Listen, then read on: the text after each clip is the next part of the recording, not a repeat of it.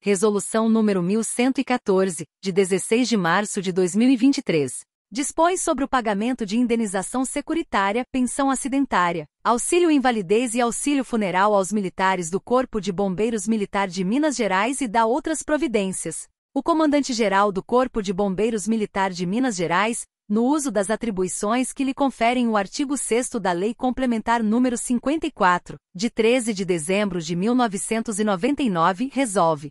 Artigo 1º. Esta resolução dispõe sobre o pagamento da indenização securitária, pensão acidentária, auxílio invalidez e auxílio funeral. Parágrafo único. Os benefícios da indenização securitária, auxílio invalidez e pensão acidentária decorrem das funções que apresentam alto grau de periculosidade, constantes disposições a situações de risco ou que ocasionarem distúrbios físicos e psíquicos devido às condições ou à natureza do trabalho do militar estadual. Artigo 2º. Para fins desta resolução, considera-se: indenização securitária é a indenização paga ao militar em atividade vítima de acidente em serviço que ocasione reforma por invalidez. Em caso de morte em serviço, a indenização será paga para os beneficiários da pensão do militar falecido. Segunda, pensão acidentária. É um benefício reparatório originado quando o servidor público estadual ou militar do Estado falecer em consequência de acidente verificado no desempenho de suas funções, ou no estrito cumprimento do dever, autorizado em caráter de pensão pela Secretaria Estadual da Fazenda.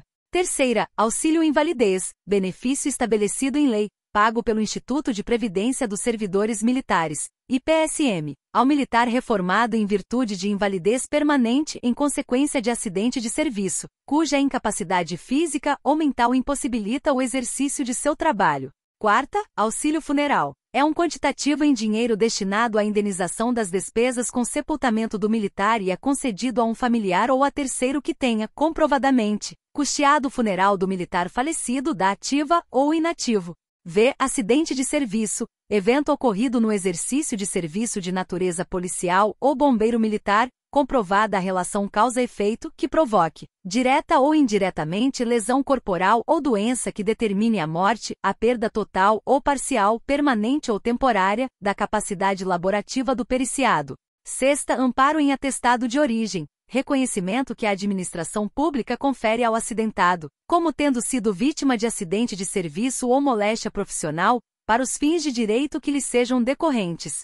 Sétima, invalidez. É a condição física, mental do militar que o impossibilite, total e permanentemente, de exercer qualquer trabalho ou atividade, tanto na vida militar quanto na civil, e que o impeça de prover, por qualquer meio, sua própria subsistência, devidamente comprovada por perícia de saúde.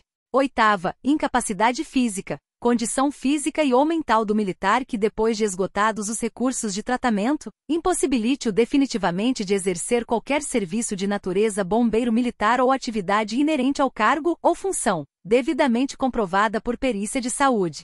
Artigo 3º. Para fins da concessão do benefício de indenização securitária será realizado o devido processo administrativo, destinado a apurar as causas e circunstâncias da morte ou invalidez, com o objetivo de salvaguardar os direitos do acidentado e resguardar os interesses do Estado. Primeiro, para solicitação da indenização securitária, é necessário que a parte interessada faça a requisição junto ao comandante da unidade a que pertence o bombeiro militar vitimado, para, por meio de processo administrativo, serem apuradas as causas e circunstâncias da lesão ou morte, com o objetivo de garantir os direitos do militar acidentado. Segundo, o processo administrativo deverá conter os elementos de convicção e provas relativas ao fato ocorrido e suas circunstâncias e se constitui em procedimento indispensável como elemento de prova para elucidar a origem do óbito ou lesão. Terceiro, em caso de morte, a indenização securitária será rateada e paga em partes iguais aos beneficiários da pensão, mediante certidão que ateste os dependentes legalmente habilitados no IPSM.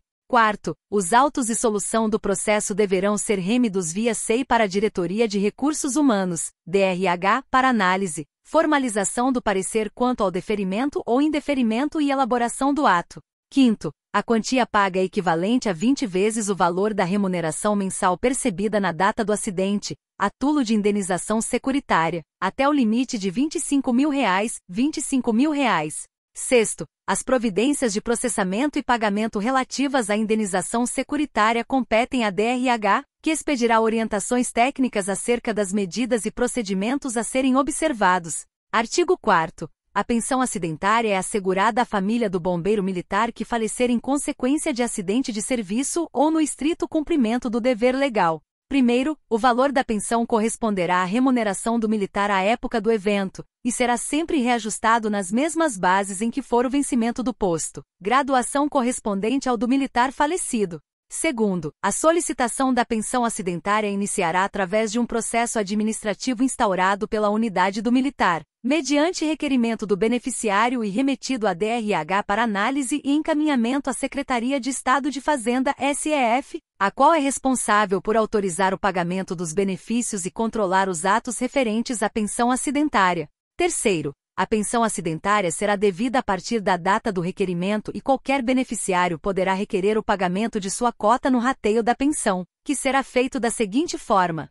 e a pensão acidentária será paga para os beneficiários do militar. Segunda, o valor da pensão será pago metade ao cônjuge sobrevivente e metade aos demais beneficiários em cotas iguais. Quarto, em face da inexistência de cônjuge sobrevivente, o valor da pensão será dividido entre os beneficiários remanescentes em cotas iguais. A cota atribuída a qualquer beneficiário será revertida em benefício dos demais, quando ocorrer sua morte, casamento ou cessação da incapacidade civil. Quinto, a pensão acidentária é intransferível e não cumulável com qualquer outra paga pelos cofres públicos estaduais, ressalvados os benefícios recebidos do Instituto de Previdência dos Servidores do Estado de Minas Gerais, IPSEM, e das Caixas Beneficentes Oficiais e PSM. Artigo 5º.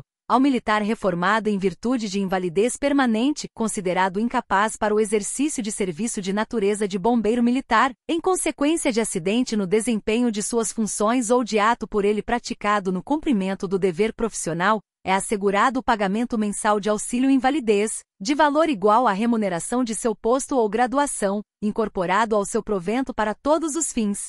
Primeiro, o auxílio invalidez deve ser requerido pelo interessado ou através de seu representante legal, ou por requerimento da unidade ADRH, após amparo em atestado de origem, já homologado pela Junta Central de Saúde JCS. Segundo, ao militar será assegurado o pagamento mensal de auxílio invalidez, de valor igual à remuneração de seu posto ou graduação, incorporado ao seu provento para todos os fins. Terceiro, a verificação documental para concessão de auxílio invalidez de militar reformado em data anterior à entrada da Lei Complementar nº 109, de 22 de dezembro de 2009, será através de requerimento ao diretor de Recursos Humanos, instruído pela solução do processo administrativo que tenha apurado os fatos à época.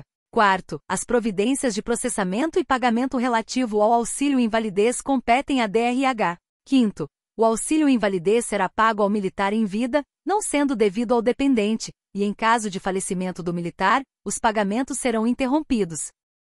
Artigo 6º. Auxílio funeral é o quantitativo em dinheiro destinado à indenização das despesas com sepultamento do militar. Primeiro, o auxílio funeral equivale a um mês de vencimento ou provento, calculado de acordo com a tabela vigente à data do óbito, e considerado o soldo integral do posto ou graduação, e será pago à pessoa da família, mediante requerimento e apresentação do atestado de óbito. Segundo, a indenização a terceiros poderá ser feita a quem tenha custeado o sepultamento, mediante comprovação da despesa realizada e nos valores desta, desde que não ultrapassem um mês de vencimento ou provento. Artigo 7º. Em caso de alterações legislativas referentes aos assuntos tratados nesta resolução, valerá para fins de concessão e pagamento, os textos legislativos. Artigo 8º. Os casos omissos serão solucionados pelo chefe do Estado-Maior, mediante parecer da Diretoria de Recursos Humanos.